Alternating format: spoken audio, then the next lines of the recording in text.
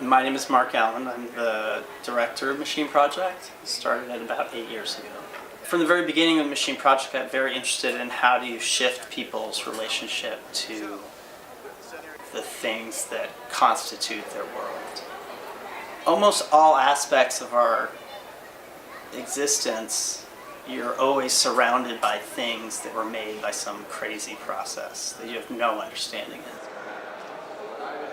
We did something called the Confuse-a-tron, and the idea of it is that we do a lot of workshops at Machine, which are popular but withdraw kind of specific audiences.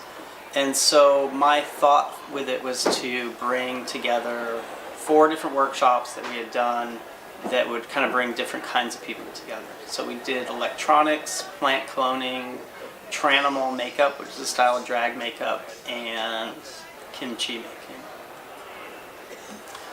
I think that process of actually doing something yourself and making something yourself produces a different kind of relationship to the knowledge.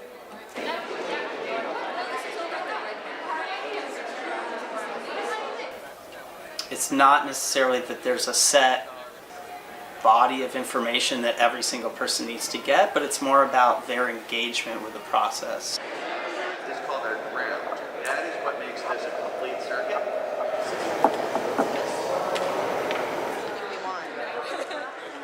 Part of the interest was to try and do something that wouldn't necessarily have a separation between performer and audience. There's the people running the workshops, but it's kind of whoever is coming constitutes the piece. And I think we saw that work in a really dramatic way with the tranimal stuff because it's so theatrical.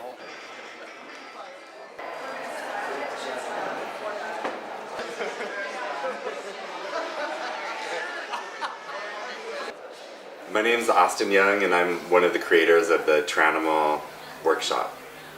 And my name's Squeaky Blonde. I'm one of the creators of Tranimal Workshop also, and I'm an artist. And I think really, truly, it's about like creativity, like in the moment. You know, and I can't even like express that enough because it's really like, we set up a situation where anything could happen, and it does, you know, and you give the space for it. And then people who are participating are the ones who are being the canvases for this process.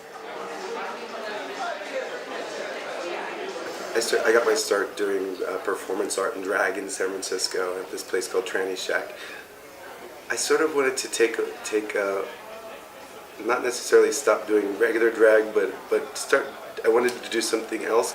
For me personally, initially, like I wanted to keep my beard and still have the pretty eyes and stuff, and sort of keep that like I always call it like a little guttery quality, kind of like dirty and kind of just using like garbage and making something that's maybe like a costume that maybe will only get worn once and will only look good once because it'll be destroyed at the end of the night. And it's sort of just kind of evolved from that.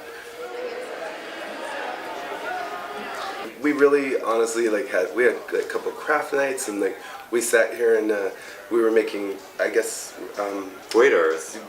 Just stitching goiters with.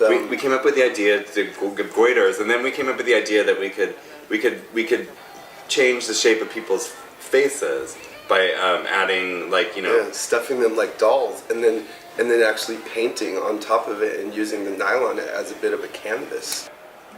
So that's the fun of it, is using anything you find to make something interesting and beautiful. And there's almost that childlike playfulness of like being a kid and having craft night, you know, but then like elevating it to like you can wear that to the club too. Did you guys dress up as kids? Like Kinda. I did, yeah. Yeah? We still do. Yeah. I don't dress up, so I'm the straight man. Me too, bro. Yeah.